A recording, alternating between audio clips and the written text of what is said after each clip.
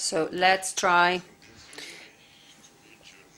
as a foundation, as a newspaper, we try to play our role by stimulating a discussion, by triggering confrontations, high-profile discussions, and the high profile is evidenced tonight. Thank you to our panelists. Professor Melloni, who is an authoritative collaborator for Corriere della Sera, will be chairing the session, and he'll now take the floor. Thank you very much.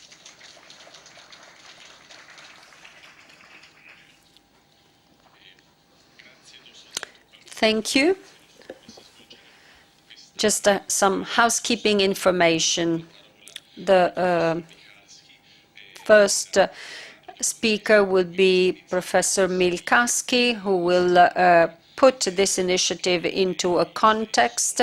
Then I'll be introducing, as if we needed this, the various speakers, renowned speakers sitting on this stage tonight.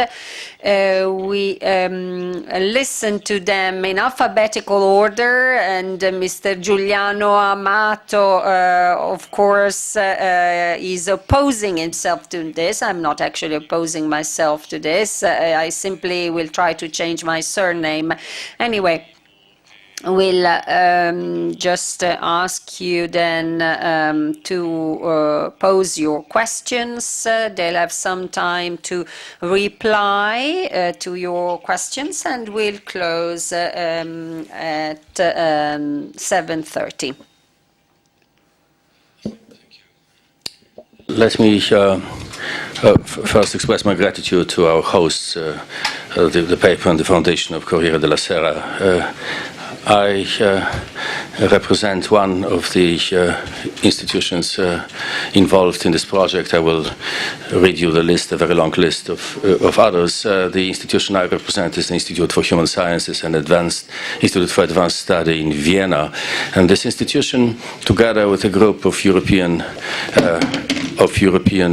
some European papers, first Corriere della Sera, then Die Welt in Berlin, and Standard in Vienna, and Gazeta Wyborcza in Poland, in Warsaw. They started a series of debates.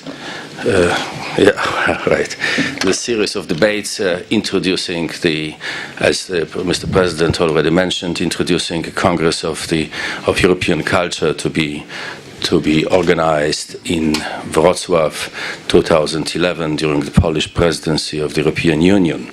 So we want to prepare the Congress, initiating public debate in various European capitals or big cities, and Milan is the first. Now the institutions, the list I promised, is the following of two I already mentioned, the Corriere della Sera and the Institute for Human Sciences. The Ministry for Culture and National Heritage of Warsaw is our patron. Then the two big Polish companies kindly provided the money, which is the group Telekomunikacja Polska and Energa S.A., and the National Institution, Audiovisual Institute, is coordinating this as well. And as I mentioned already, the papers, Corriere, Gazeta Wyborcza, Die Welt, the group, with our several newspapers included, the Standard in Vienna, Gazeta Wyborcza online, and Dwutygodnik, a bi-weekly Polish online publication. Now, the two sentences about the topic, because obviously a topic of great importance, not only intellectually, philosophically, but also politically, and in particular in Italy and in Poland, the country I come from, namely the religion in public space. What public space is meant, obviously, the public space of Europe or Europe or Western world, which is organized around two major pillars, freedom of individual and equality, but also solidarity, meaning a pre-legal and pre-political consensus which makes out of individuals a people, nation, a society, a we, makes it to the first person plural. Now, it's obvious and beyond any doubt that in Europe, historically, religion or religions in particular, although not exclusively Christianity, has played a major role in this consensus. Right? So it is not the exclusive base. And there are some other sources, but somehow, even regardless the progressing secularization, the religion or religions are, in particular Christianity, are like a archipelago beneath the surface of water, present in a public space and determining it.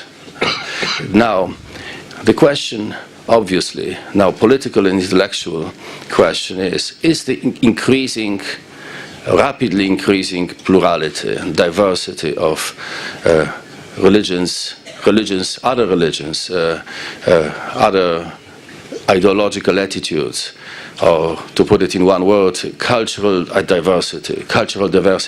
Is this increasing diversity does it undermine this consensus which is the basis for political order of modern, free and equal Europe? And if so, what to do with it? Yeah. Is the democratic, free, equal order we live in, is it capable, and in what way, to manage these differences? I think a problem of great intellectual and political importance. But let's see what our distinguished panelists have to say about it. Professor Melloni.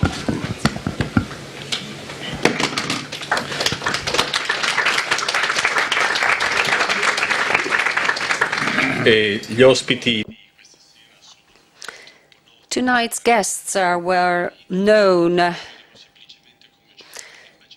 Needless to introduce them. As I said, I thought that the alphabetical order could give meaning to this discussion. Giuliano Amato is an Italian politician, an intellectual who is currently chairman of Treccani and the committee for the 150th year celebration of the Italian Republic, and he was always involved in discussions, theological discussions. Even recently, an article he published on Reset touched upon the issue of what is the meaning today of a religious experience within a pluralistic society, and how this accounts for a challenge to democracy if it all boils down to a work and fail dictum. Adam Michnik is the founder and the chief editor of Gazeta Wyborcza. He is a prominent figure of the opposition to the Polish regime. We can read some of his writings in Italian. Borlati Boringhieri, for instance, published 2 years ago one of his books, and also his volume on the church and the left was translated into Italian. Then Giovanni Reale, one of the most important Catholic philosophers in Italy, is currently teaching at the San Raffaele University of Milan, one of the main scholars of ancient philosophy, and his research on Plato and the center he set up as a consequence brought about an important outcome, and noteworthy saying that he was reading Wojtyła when he was not famous yet. And then